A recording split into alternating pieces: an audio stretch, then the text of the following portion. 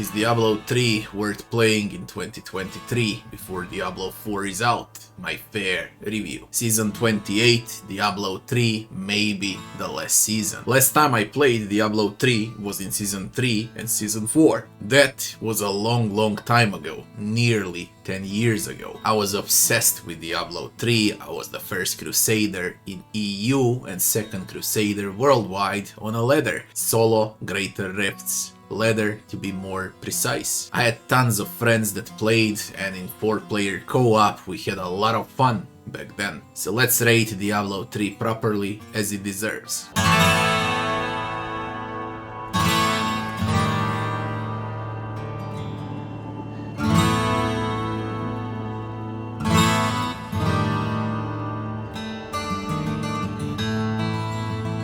First section is the story. From full darkness and mystery in Diablo 1 to a bit Hollywood-like narration in Diablo 2 to full cringe next agenda start in Diablo 3. Diablo turned into a woman. That's the bitch.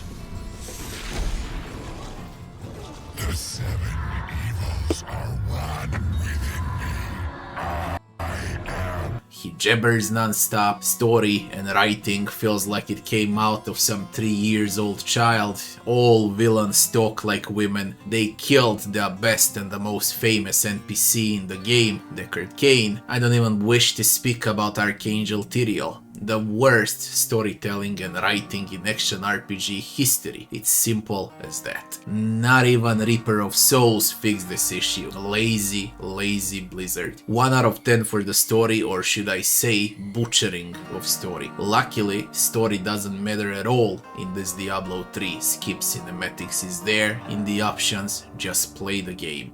Ignore the story. Game bugs and optimization. I remember huge server lags nearly 10 years ago, crashes, etc. That's not the case anymore. The game is smooth. When I say smooth, I mean mega smooth. Ultra settings, 0.1 second loading screen, or better to say, no loading screens. Smooth game and not system demanding at all. $200 PC is enough to run this one on ultra settings. 10 out of 10 for game bugs and optimization. Next section would be game time. It takes around 30 hours to finish campaign if you want your 100% campaign. 10 hours is some average to finish campaign if you stick with main quests only and rush for the endgame. Replay value is 0. You gotta be crazy to see this campaign, and it's awful Hollywood writing twice. Endgame is huge, by the way. This is where the game offers time for your money. You can easily spend hundreds of hours in Diablo 3 endgame, especially in Season 28 with altar upgrades. Once you have all altar upgrades, then you can play all classes and test them out to their maximum ability. I spent around 50 hours in total, reached Paragon level 1300 plus and greater rafts 130 plus with legendary items only, so I played without overpowered sets on purpose to see how far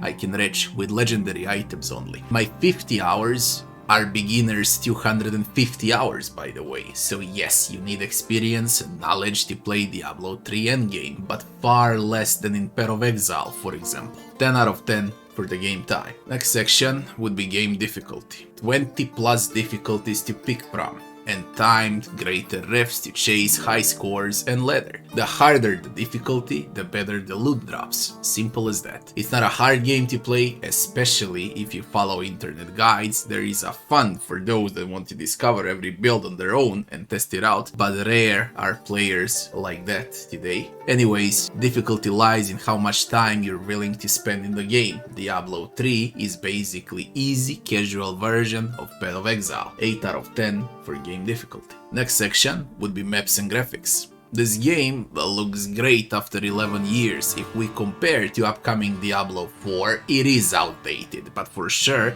it looks better than all other action RPGs. Quality is there, highest quality action RPG you can get, the smoothest one. Variety of maps is solid, around 25 different maps per act, 5 acts in total equals 130 plus different maps in the game. User interface is mega smooth and extremely user friendly. A lot of maps in the game, by the way, like to repeat itself, okay, just with a different color. So there are reused assets in Diablo 3, and that's why I'm giving this game 9 out of 10 for maps and graphics. Next section is gameplay. It's a classic action RPG, kill in combos with 6 different classes and loot, raise numbers, kill loot, repeat, enter rifts and chase high scores.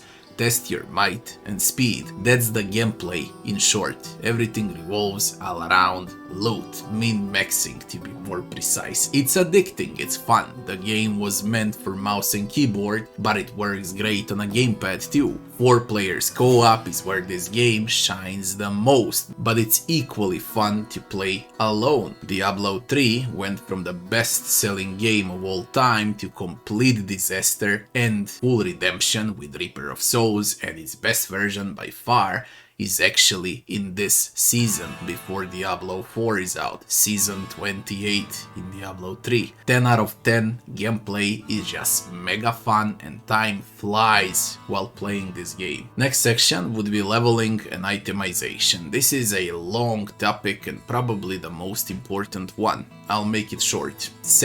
Sets are OP, some gems in greater rifts are way too good, others are useless. Legendary items are repetitive after a while and variety of items is not big enough. Useless blue and yellow items also. Forced 5 builds per class equals 30 builds in total for sets. Very poor legendary builds in the game. One patch of Path of Exile is bigger than 28 seasons of patching in Diablo 3 combined. I'm not exaggerating, I mean it, combined.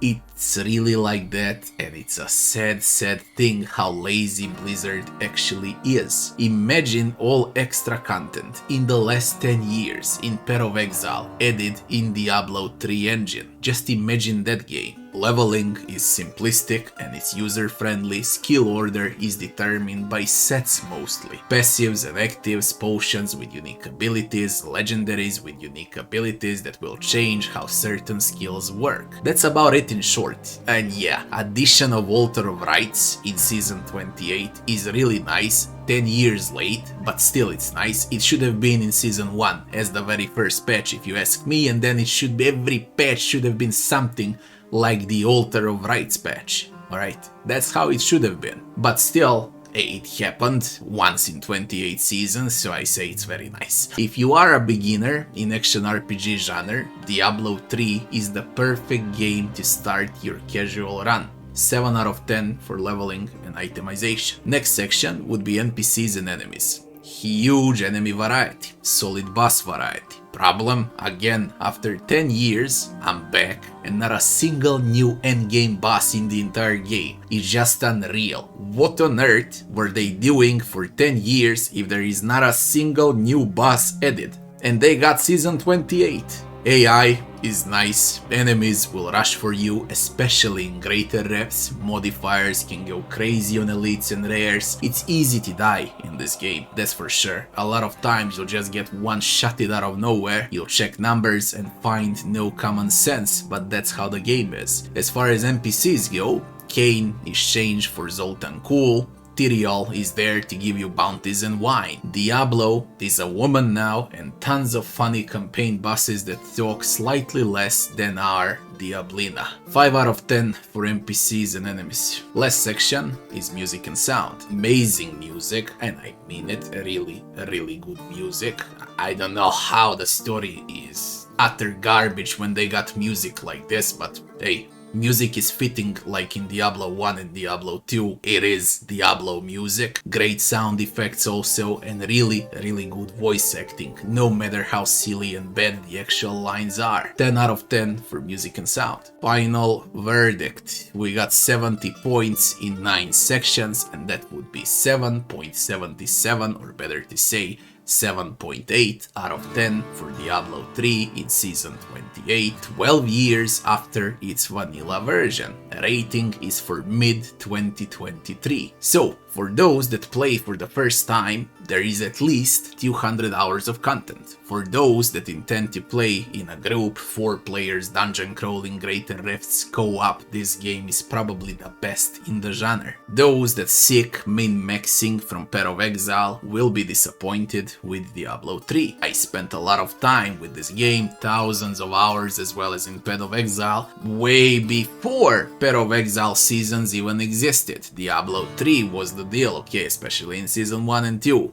with the DLC. I played in co-op, alone, chased ladders, seen the auction house, all patches and how lazy Blizzard actually was, or better to say is, from day 1 to the very last day now in Season 28. All they care is money. 28 seasons in Diablo 3 for 2% extra content is hilarious.